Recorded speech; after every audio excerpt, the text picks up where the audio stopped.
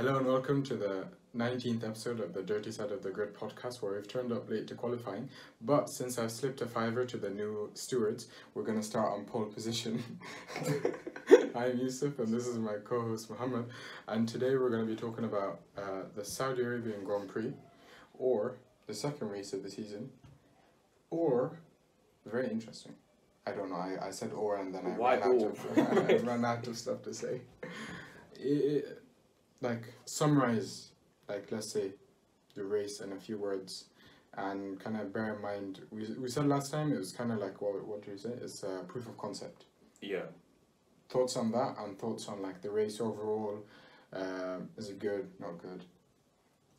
Well, everyone's, suddenly now they can follow each other, they can race, this is incredible, two teams, the fight's going to go to the end.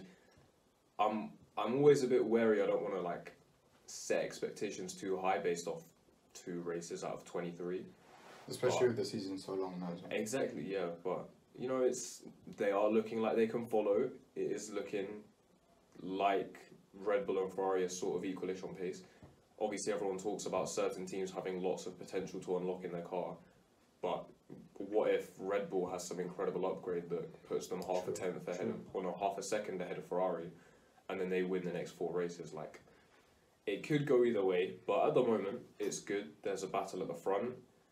Perez got very unlucky, and there were some decent fights. I think following in general is not just at the front, but even in the midfield, they got a lot of good kind of...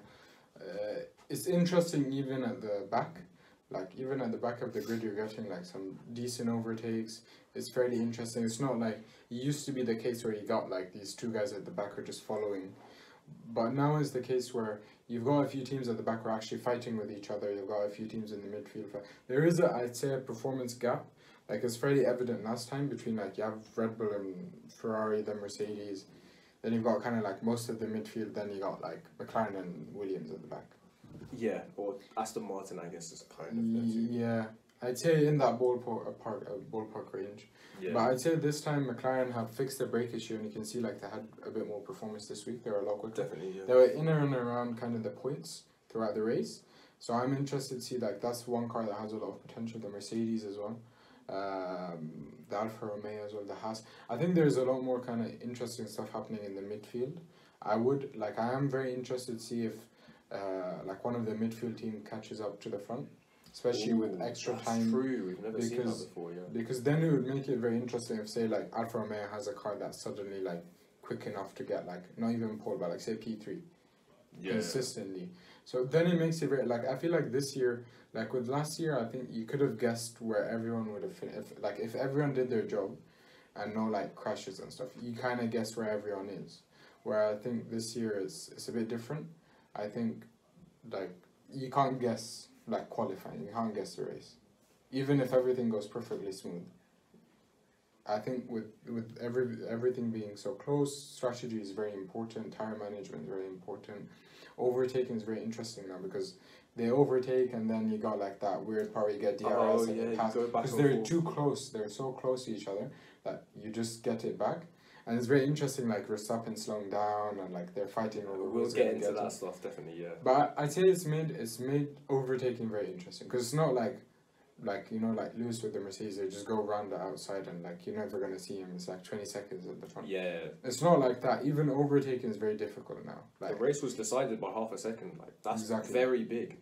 So. Yeah. So I'm very impressed by last race and this race is last race was a bit more comfortable for Ferrari. I think what they did with running the high downforce did not maybe benefit them as much.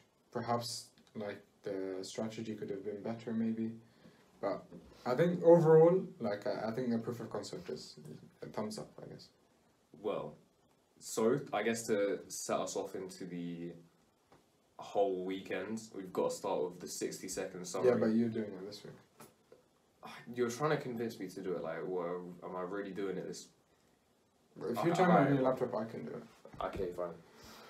I'll give you a week to prepare. Not a week, a week. What? Next race, you're doing the. No, I'm not doing it next race. No, you do it next race. No, this is your thing, bro. This is your thing. This is all you. I don't remember what's happening. No, you time it. I don't want to see it. But Oh, so I'm doing it next. Alright, you okay, just so time it and I'll say this. cool, so I guess you're doing this one. We'll stick with Yusuf, the usual tried and tested. And then you would do it next time. Muhammad's doing it next time. The 60 seconds. Sick. Alright, fine. Cool. Okay, wait. I wanna think so. And in 3, 2, 1. Mick Schumacher went a bit overboard in qualifying. He did kind of what Tsunoda was doing last year, but it makes sense since last year he didn't really drive in a proper car, so he's over driving the car. Be interesting to see kind of like him learning from that and getting better. I think that was kind of practice wasn't that interesting this time because we kind of know where everyone is. Qualifying was very interesting. Lewis Hamilton out in Q1, which is wow. Battle for pole position was very, very interesting. We didn't get as many safety cars as I thought possible, but there was an issue with safety with the bombing, and then an issue with safety with like Mick Schumacher's 33G crash. And then the race was fairly interesting. McLaren's a bit more competitive. Verstappen and Leclerc were up there together. Perez is very unlucky. Latifi is out twice in a row. Williams are very, very bad. I think Aston Martin and Williams are kind of pushing to the back, with the kind of Guan Yu Zhou or Zhou Guan Yu kind of being one of them. And I think McLaren's starting to kind of pick it up, which is interesting. And George Russell did very well to kind of keep up with them and kind of protect from the Alpines. And we got a very good battle between Alonso and Ocon. And it was very interesting to see Haas kind of getting involved with that, and he got Bottas overtaking and stuff. And what's his name? Ocon can't, if he's in a pink car, he has to fight with this team. Like, that has to happen. How much time do I have left? That was 125. Seriously? Yeah, that was 125. So before you mentioned George Russell, that was a minute. I just mentioned stuff after that because of their, like, I was like, man, I thought you'd stop me. No, I wanted to see how long you'd go on for. Nah, it's alright, it's not too bad. It's not too far off. We'll see. I can't really talk too much if I'm doing it next week, so I don't want to. We'll see what happens. This is the first time I've actually overrun. Yeah, I feel like. Because you usually, like, I can see your thumb going to stop. You didn't stop, so I thought I had, like, so much time. Anyways, we'll start with, like, before qualifying. So there was